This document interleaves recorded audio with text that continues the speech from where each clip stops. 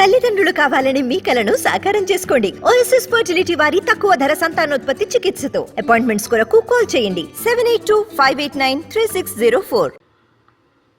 కాబట్టి ఇంకా మీకేమైనా డౌట్లు ఉంటే నా పరిధిలోని అవన్నీ.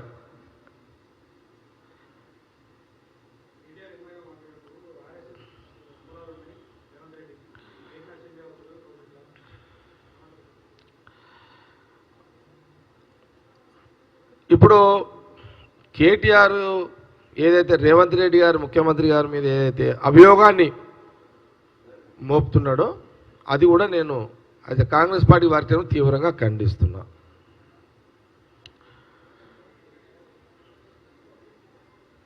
మీ 9 ఏళ్ల పరిపాలనలో తప్పులు కప్పిపుచ్చుకోవడానికి, మీ 9 ఏళ్ల పరిపాలనలో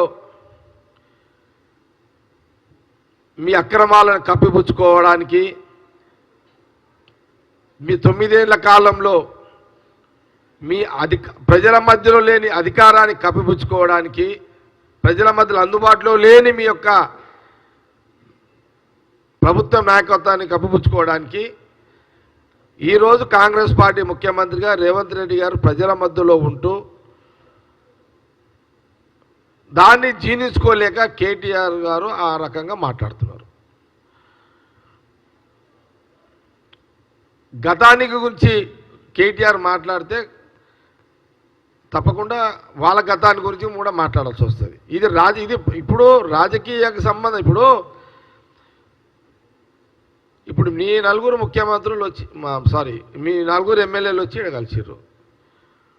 నువ్వు దాని గురించి ఏదంటే మాట్లాడుకోను, అంతేగాని నువ్వు ఆయన అక్కడ పనిచేసిండు ఇక్కడ పనిచేసిండు ఎంతసేపు ఈ రాజకీయ విమర్శలకి ప్రాధాన్యం ఇస్తున్న కేటీఆర్కి ఇది సబబు కాదు, ఇది పద్ధతి కాదు. ఇప్పుడు అట్లా తీసుకుంటే అన్ని పార్టీలు తిరిగి వచ్చినాయి కదా. ఇప్పుడు అట్లా అంటే ఇప్పుడు నేను కేటీఆర్ గారికి చెప్తున్నా, వాళ్ళ నాయన కేసీఆర్ ఉన్నాడు. కేసీఆర్ జగమెరిగిన సత్యము చాలామంది తెలియకపోవచ్చు, మళ్ళీ చెప్తున్నా, మీకు తెలిసిన విషయమే ప్రజలకు తెలవాలి. కేసీఆర్ ఆ రోజుల కాంగ్రెస్ యూత్ కాంగ్రెస్ లీడర్గా పనిచేసాడు.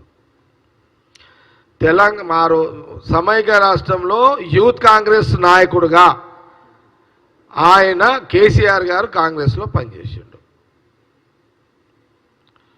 ఇక అది మనం ఇప్పుడు మీ నాయన ఏ పార్టీలో పని చేయకుండా ఉంటే మా రేవంత్ రెడ్డి గురించి నువ్వు మాట్లాడు, మా సీఎం గురించి మాట్లాడు.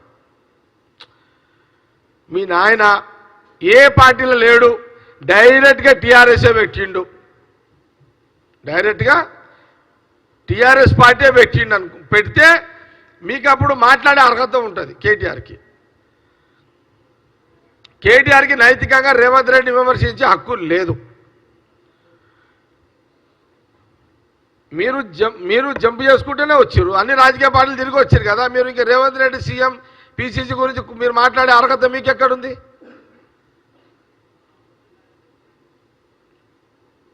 మీరు ఏ పార్టీతో సంబంధం లేకుండా మీరు డైరెక్ట్గా టీఆర్ఎస్ పార్టీ పెట్టుంటే మీ ప్రశ్నకు మేము జవాబిస్తాం. కాబట్టి మీ ప్రశ్నకు వాల్యూ లేదు, జవాబు ఇవ్వాల్సిన అవసరం మాకు లేదు.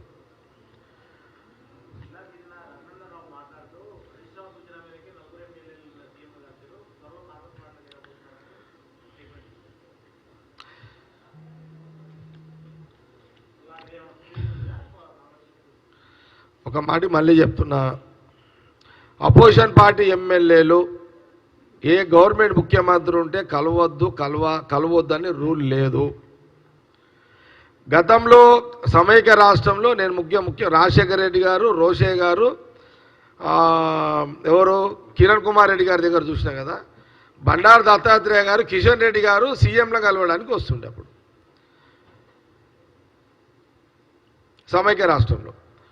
మరి ఆ రోజు కిషన్ రెడ్డి దత్తాత్రేయ కాంగ్రెస్లో కలిసినట్ట? మరి అట్లా కాదు కదా. అట్లా ముఖ్యమంత్రులు ఉన్నప్పుడు రూలింగ్ పార్టీ ఎమ్మెల్యేలు కలుస్తారు, అపోజిషన్ పార్టీ ఎమ్మెల్యేలు కలుస్తారు.